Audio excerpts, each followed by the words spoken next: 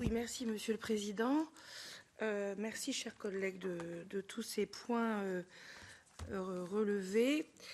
Monsieur Milan Mon, je suis d'accord avec vous sur l'urgence, et d'ailleurs Madame Tomasic également, l'urgence d'harmoniser, puisque, comme on en avait parlé dans le rapport d'initiative, en fait, sous couvert d'un règlement contrôle unique, c'était un petit peu chacun fait ce qu'il veut chez lui. Donc ça ne pouvait pas durer, avec ce sentiment de la part des pêcheurs de vivre en quelque sorte, que c'était toujours plus dur chez eux. On dit tout, c'est un peu la formule.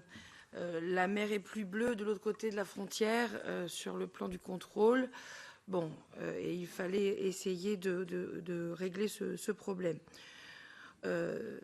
Sur les données et sur la charge administrative, Monsieur Milan Mon, je ne crois pas que ce soit le cas, au contraire, parce qu'en fait, aujourd'hui, les petits côtiers, les petits navires ont une obligation de déclaration sur papier, qui est encore plus compliquée finalement et qui constitue une charge administrative encore plus lourde pour avoir discuté avec des pêcheurs qui l'utilisent déjà sur téléphone. C'est le cas en Allemagne, c'est le cas en Sud-Bretagne également. Ils sont tous très contents d'être passés de la déclaration papier au téléphone. Donc là, vraiment, je crois, à condition que les formulaires soient très simples, je crois qu'on est plutôt sur un allègement de la charge administrative, plutôt sur un allègement plutôt sur la simplification, et pas seulement sur la charge administrative des pêcheurs, mais aussi sur la charge administrative des organismes chargés de collecter, puisque à partir du moment où on a un formulaire unique qui rentre directement dans la machine, évidemment c'est beaucoup plus simple que de devoir rentrer du papier. Bon. Donc je crois que là, de ce point de vue, on est plutôt sur la simplification et sur l'allègement. Après, je suis d'accord avec vous, Monsieur Milan Mon, que notamment sur la question des kilowatts ou de la jauge, on devrait avoir un traitement différencié pour les zones où on est sous TAC et les zones où on est sous effort de pêche. Peut-être d'ailleurs que ça convaincrait les régions encore sous effort de pêche de passer au TAC, parce que effectivement, dans un cas que le bateau soit plus puissant, c'est aussi une discussion d'ailleurs que j'ai eue avec la Commission, qu'il soit plus puissant, qu'il soit plus efficient, ça ne change pas. Il y a un TAC, un quota, et donc on s'y plie, et ça ne change pas la capture. Alors que sur l'effort de pêche, effectivement, ça a un impact.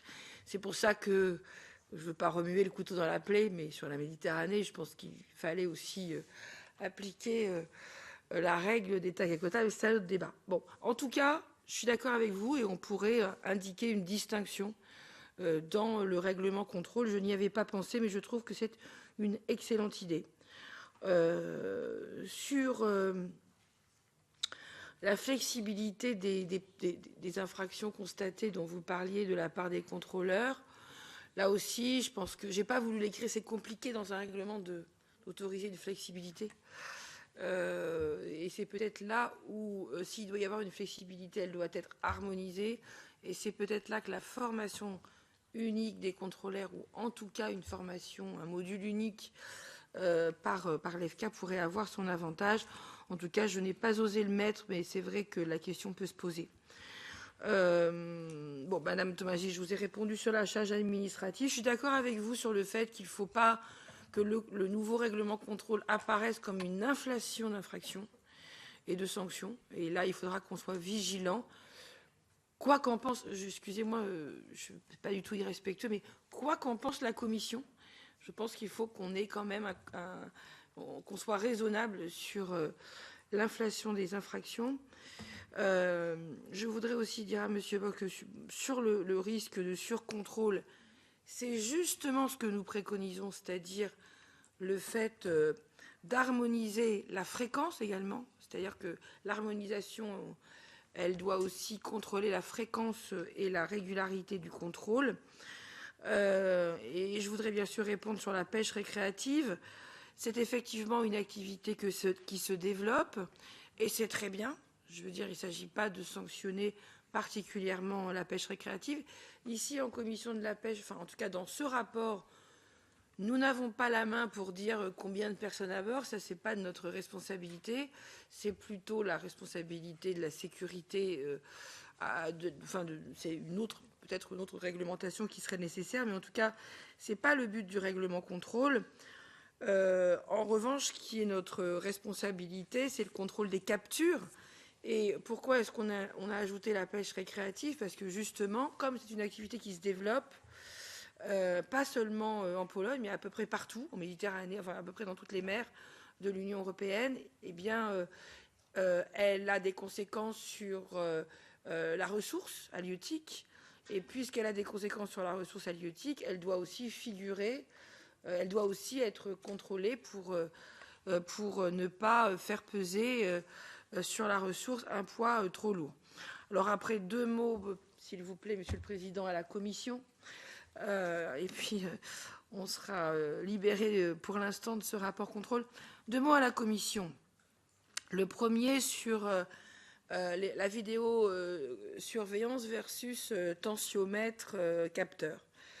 Ce sont donc sur le plan technologique, ce sont 2 outils technologiques modernes et électroniques, donc qui sont de ce point de vue intéressants. Mais je vais défendre le capteur tensiomètre et je pense que je vais gagner la bataille, je vous le dis, parce que vos arguments ne tiennent pas. Le tensiomètre, il mesure la masse et le poids embarqué et on mesure le poids débarqué. Donc il n'y a pas de problème. Le poids embarqué et le poids débarqué, la différence entre les deux montre qu'il y a eu un problème quelque part. Et donc, sur la question de l'obligation de débarquement, il y a 0 débat. Alors, on peut faire un long débat physique, mathématique, etc. Mais je suis absolument sûre de moi et je pense que cette solution-là est beaucoup plus efficiente. Mais bon, peut-être, c'est un peu un défi que je vous lance à la Commission pour voir. Voilà, ça peut mettre un peu de piment dans ce rapport que de savoir qui va gagner la bataille sur le tensiomètre ou les vidéosurveillances. Bon, en tout cas, on est d'accord pour dire qu'il faut trouver une solution technologique, mais après, il faut essayer de choisir la meilleure, et la plus efficiente, et la moins coûteuse, etc., etc. Ensuite, je vous remercie pour l'avertissement, c'est vrai, sur la question du pouvoir législatif de l'agence. Je ne vois pas bien en quoi on autorise l'agence. Je suppose que vous voulez parler du fait que l'agence puisse décider sur les espèces, puisse avoir un choix plus souple sur les espèces à contrôler. Je ne vois pas en quoi c'est une augmentation de son pouvoir législatif, puisque les espèces sous quota, elles sont déjà définies. Donc, il s'agit juste de choisir sur la base d'une liste déjà établie de manière législative. Donc, franchement, je ne vois pas. Mais effectivement, s'il y a un problème à ce sujet, avec plaisir pour en parler. En tout cas, merci à toutes et tous de votre collaboration et donc, nous aurons très bientôt, je ne sais pas quand, moi, les calendriers, ce n'est pas mon truc, une réunion de shadow pour pouvoir, après, bien sûr, la fin des amendements, dont je n'ai pas non plus le calendrier, mais c'est à vous, Monsieur le Président, de le rappeler, je crois. Donc, à très bientôt pour ouvrir la discussion. Merci.